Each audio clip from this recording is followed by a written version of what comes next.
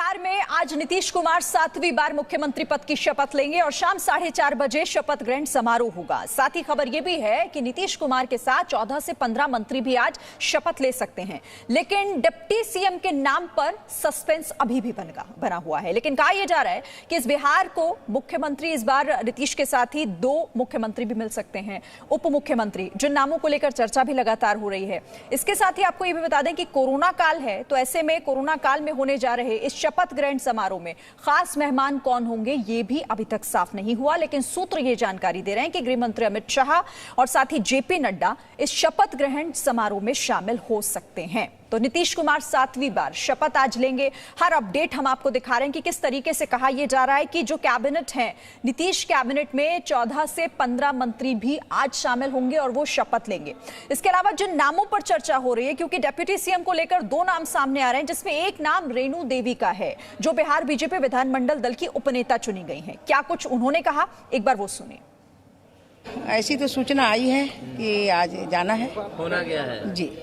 कितनी बड़ी जिम्मेवारी मानती है? देखिए, ये बहुत बड़ी जिम्मेदारी है समाज के लिए और ये बहुत बड़ी जिम्मेदारी है एक कार्यकर्ता के लिए। और कार्यकर्ता होने के नाते हम सभी लोग कार्य में लगेंगे और निश्चित रूप से लगे ही रहते हैं। भारतीय जनता पार्टी का कार्यकर्ता अपना काम जो करता है वो सेवा के रूप में करता है और सेवा करने का मौका मिला है, हम तो चौकीदार हैं, सेवा करेंगे। क्या संदेश देंगे जनता को? निश्चित जनता को उप मुख्यमंत्री क्या संदेश देंगे? देखिए, जनता का संदेश तो यही है कि अगर जनता ने हमें चुना है, जनता ने विश्वास किया है, तो जनता के काम पर हम खड़े उतरेंगे। जनता को, जिसने भारतीय जनता पार्टी पे, एनडीए सरकार पर जो विश्वास किया है, विशेषकर हमारी महिलाओं ने और ज्यादा विश्वास किया है और उनको और विश्वास दिलाने का हम लोग काम करेंगे। तो ये रेणु देवी को आपने सुना, जिन्होंने कहा कि उन्हें शपथ के लिए निमंत्रण मिला है। और इसके अलावा बिहार बीजेपी विधानमंडल दल के नेता तारकिशोर प्रसाद से भी बात की हमारे संवाददाता रजनीश कुमार ने। तारकेश्वर जी, पहले तो बहुत बधाई हो और डिप्टी सीएम के रूप में भी आप आ रहे हैं। जी, अभी तक तो हम विधानमंडल के नेता के रूप में हमारी घोषणा हुई है और फिर मंत्रिपरिषद के कौन सदस्य होंगे, डिप्टी सीएम की क्या रूपरेखा होगी, अभी बात चल रही है कि उसमें एक महिला डिप्टी सीएम भी होगी। तो ये सारी चीज़ें अभी चीज़ों पर मंथन चल रहा है। तो जो भी स्वरूप बनकर आएगा और उसमें हमारी जो भूमिका होगी उसका निर्वहन बेहतर ढंग से करेंगे। लेकिन अभी तक जो यही देखने में आया है चलन में कि जो विधानमंडल दल के नेता रहे हैं वो उप मुख्यमंत्री का पद संभाले नहीं। अगर यह परंपरा हमारा नेतृत्व ने आगे बढ़ाया तो निश्चित रूप से उस रूप में भी काम करने का अवसर मिलेगा।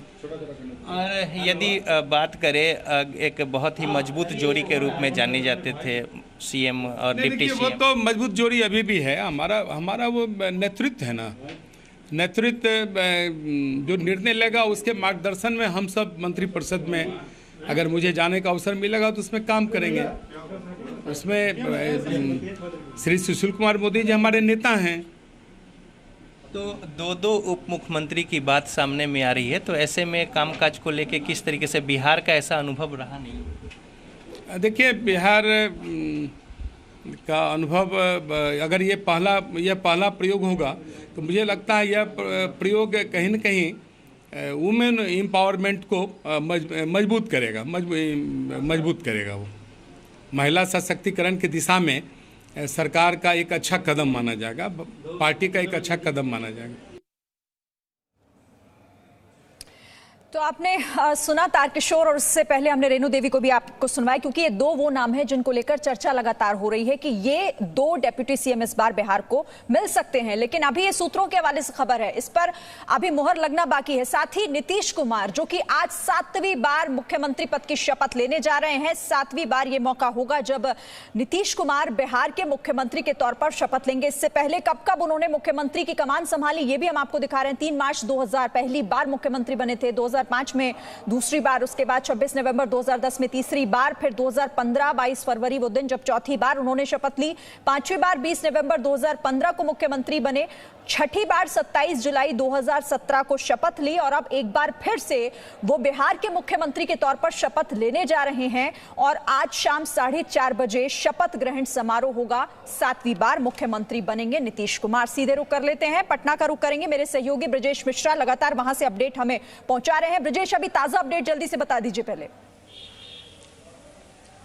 देखिए, ताज़ा अपडेट यही है कि अब जितने भी मंत्री की सूची गई है राजभवन, उनको राजभवन से फ़ोन आने का सिलसिला शुरू हो चुका है श्रीन, और इसमें विजय चौधरी के बारे में कहा जा रहा है कि वो उनको फ़ोन आया है। उसके अलावा अशोक चौधरी हो सकते हैं, उसके अलावा रेणु देवी हैं, तारकिशोर सिंह हैं, ऐसे नाम जो हैं वो आ रहे हैं। लेकिन जो कंफर्म न्यूज़ है, जो राजभवन के रिलायबल सोर्स ने मुझे बताया है, उसमें यह है कि 9 लोगों की सूची पहुंच गई है राजभवन में, और ऐसा मैसेज दिया गया है सीएम हाउस से कि 5 लोग और हो सकते हैं। तो मतलब आप समझ सकते हैं कि 9 और 5 14 लोग सीएम के साथ, मतलब 14 लोग ये लोग हो सकते हैं। तो जो एक इक्वेशन हम लोग बार बार पहले चला रहे थे प्रयोगी की 4-4-1-1 कि 4 जेडीयू से, 4 बीजेपी से, 1 हम से और 1 आपके वीआईपी पार्टी से, तो ये एक फार्मूला सामने आ रहा है, यही सामने आ रहा है और इसके बाद मंत्रिमंडल का आगे विस्तार किया जाएगा। लेकिन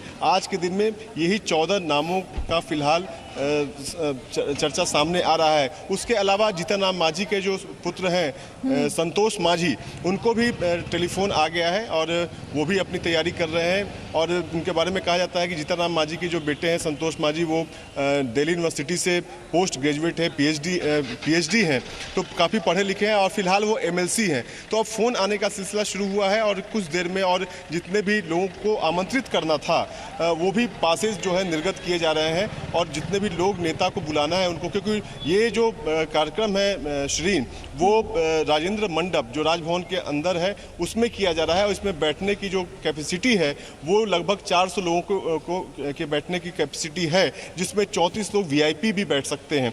तो ये तैयारियां हैं और राजभवन की तरफ से तैयारियां लगभग शुरू हो गई हैं और कुछ देर में इसको फाइनलाइज भी किया जाएगा। तो अब फ़ोन आने का सिलसिला है, लेकिन खबर यही है कि 9 और 5 9 लोगों की सूची पहुंच गई है, राज्यपाल के पास तो हाथ में सूची है और 5 लोगों को ये इंडिकेशन दिया गया है, मैसेज दिया गया है कि 5 लोग और भी हो सकते हैं। और सबसे महत्वपूर्ण और दिलचस्प जो इस बार बिहार में वो डिप्टी सीएम को लेकर, पहले डिप्टी सीएम को लेकर ये कहा जा रहा था कि अब इसे लेकर सुशील कुमार मोदी के नाम को आप कह रहे, खुद ही आपने बताया था कि सबसे आगे चल रहा है, लेकिन अभी ये पूरी तस्वीर बदल चुकी है। हालांकि मुहर नहीं लगी है, यानी कि पूरी तौर से अभी तक कुछ नहीं कहा गया, लेकिन ये जरूर कहीं ना कहीं इशारा हो रहा है कि इस बार बिहार को 2 डिप्टी सीएम मिलने जा रहे हैं।